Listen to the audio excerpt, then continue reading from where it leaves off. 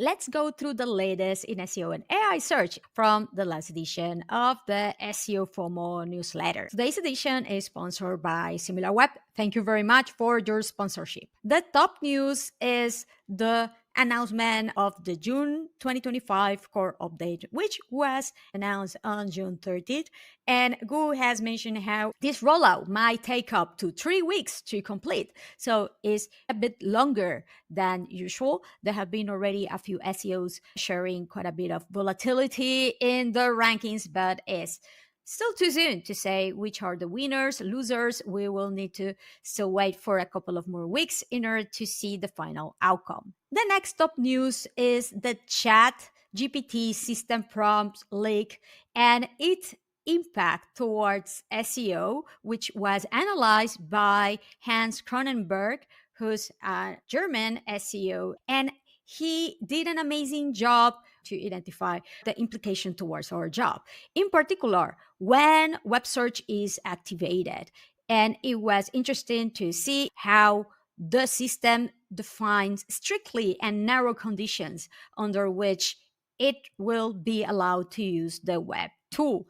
Web search is only permitted for real-time or current information, location-specific information, hard to find niche topics not covered in the model training data, and situations where outdated information could be harmful. Also, search is prohibited for information known to be available on the model internal knowledge unless the user explicitly indicates preference for public sources. ChatGPT has as well its own query found out, generating up to 5 distinct searches per request. Relevant terms are marked with a plus to improve search results. And even more interesting, the system prompts contains no indication that ChatGPT stores URLs or maintains a persistent web index. Instead, links and responses only appear if surfaced through live search. And given how rarely search is activated, this means links in ChatGPT answers are the exception, not the rule. There is no crawling or storage of web pages comparable to search engines like Google. So this gives even more reason to stop thinking about ChatGPT as just an extrapolation of what you already do or tend to work for Google. We can see the weight of the own ChatGPT model, knowledge data on one hand, and how strict are the rules to constrain the integration with web search as well. The next top news is the coverage by Barry Schwartz of Similarweb data on how no clicks from Google grew from 56% to 69% since the release of AI overviews last year. This is unfortunately not really surprising given so many SEOs sharing screenshots showing the evolution of the great decoupling from their Google Search Console with a very high increase of impressions and unfortunate decrease of clicks. Also, Garrett Sussman at the same time share additional insights from Similarweb regarding Google AI mode, showcasing how it has grown since its release. And in particular, it was quite interesting to see the percentage of searches resulting in clicks to external side of AI mode compared to the ones that are traditionally seen in Google search.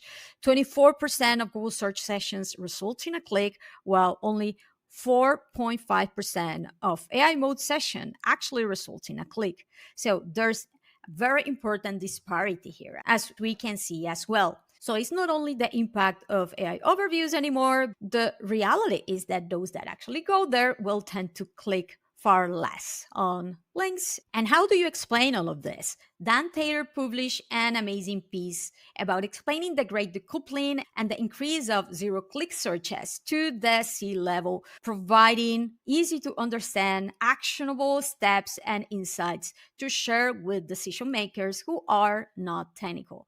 Why is this happening? How to assess better the behavior using analytics and how to move forward. Strengthening your brand, publishing content that AI can't copy, building around topics, not keywords, turning product pages into useful resources, and why SEO still matters despite a lot of people saying out there that SEO is dead. Another very insightful piece that ties with this very well is John Iwuozor piece about how to adjust your content strategy for Google's AI mode, covering the full intent space, not just the main query, which you should have been doing already in SEO, by the way, but just in case now there is a bigger need for it, structuring your content for easy AI retrieval. Remember that LLMs like ChatGPT don't render JavaScript like Google, for example, becoming a primary source, not a second interpreter. So original research, industry benchmark, proprietary frameworks, surveys, etc., becomes even more fundamental. Designing for multimodal consumption from the start is now a need. Creating content for direct audience relationship is also important. Nurturing your email list, building community on platforms you actually control, optimizing for AI citation and verification, and start thinking about search becoming an AI first experience, not entirely changing, but shifting what we do towards this new reality. To wrap up today's edition, I want to thank again Similarweb, our today's sponsor, who actually has a very useful new reports to track AI chatbot traffic, allowing us to better understand which are the top pages of any sites getting AI traffic and the top prompts triggering this traffic to better identify patterns, understand LLMs users, and enhance our content strategy accordingly. And remember, if you want to keep up with the latest SEO news, if you don't want to wait until the next edition of the SEOFOMO newsletter or the SEOFOMO 2 London Read videos, go and take a look at the SEOFOMO news to monitor the top SEO trends in real time. Thank you very much again, and remember to like the video if you like it, to subscribe to the channel to not miss out. Until the next edition. Bye-bye.